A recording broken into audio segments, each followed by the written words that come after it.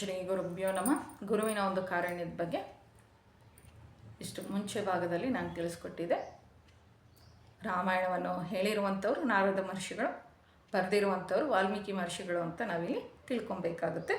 ಹೀಗೆ ನಾರದರು ಹೊರಟು ಹೋದ ನಂತರ ವಾಲ್ಮೀಕಿ ಮಹರ್ಷಿಗಳು ಬಹಳ ಸಂತೋಷನೇ ಇದ್ದರಂತೆ. ಆ ದಿನ ಮಧ್ಯಾಹ್ನ ಸಂಧ್ಯಾ ವಂದನೆ ಮಾಡೋದಕ್ಕೋಸ್ಕರ ತಮಸಾ ನದಿ ತೀರದಲ್ಲಿ ಶಿಷ್ಯರಾಗಿರುವಂಥ ಭಾರದ್ವಾಜರ ಹತ್ರ ಹೋದಾಗ ಅಲ್ಲಿರುವಂಥ ಮರ ಮತ್ತು ಗಿಡ ಮತ್ತು ಪ್ರಕೃತಿ ಎಲ್ಲವೂ ಸೌಂದರ್ಯವಾಗಿತ್ತು. ನಮ್ಮ ಮನಸ್ಸು ಚೆನ್ನಾಗಿದ್ದರೆ ಎಲ್ಲವೂ ಸೌಂದರ್ಯವಾಗಿ ಕಾಣುತ್ತಲ್ಲ, ಹೀಗೆ ವಾಲ್ಮೀಕಿ ಮಹರ್ಷಿಗಳು ಸೌಂದರ್ಯವಾಗಿ ಕಾಣ್ತಾ ಇತ್ತಂತೆ. ಅಲ್ಲೊಂದು ಮರ ಇತ್ತಂತೆ, ಅಲ್ಲಿ 2 ಕ್ರೌಂಚ ಪಕ್ಷಿಗಳು ಸರಸ ಸಲ್ಲಾಪಗಳನ್ನು ಮಾಡ್ತಾ ಇದ್ರೆ ಅವನ್ನು ನೋಡಿ ಸಂತೋಷ ಪಡ್ತಾ ಇದ್ರಂತೆ, ಬಹಳ ಸಂತೋಷದಿಂದ.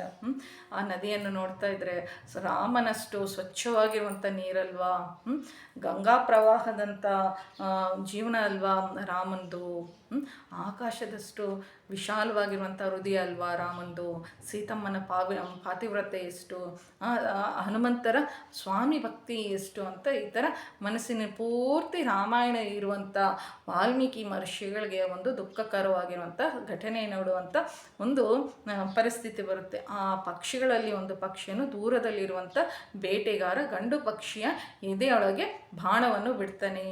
ಆ ಬಾಣದ ಹೊಡೆತಕ್ಕೆ ಅದು ಕೆಳಗಡೆ ಬಿದ್ದೋಗ್ಬಿಡುತ್ತೆ, ಅದು ಮರಣಿಸುತ್ತೆ. ಅದರ ಸುತ್ತೂರ ಹೆಣ್ಣು ಪಕ್ಷಿ, ಸತ್ತಿರುವಂಥ ಗಂಡು ಪಕ್ಷಿಯ ಸುತ್ತೂರ ಹೆಣ್ಣು ಪಕ್ಷಿ ಅಳ್ಕೊಂತ ತಿರುಗ್ತಾ ಇರುತ್ತೆ. ಪೂರ್ತಿ ವಿವರಗಳಿಗಾಗಿ ಚಳ್ಳಕೆರೆ ಲತಾ ಶ್ರೀ ಯೂಟ್ಯೂಬ್ ಚಾನಲನ್ನು ವೀಕ್ಷಿಸಿ. ಜೈ ಶ್ರೀರಾಮ್.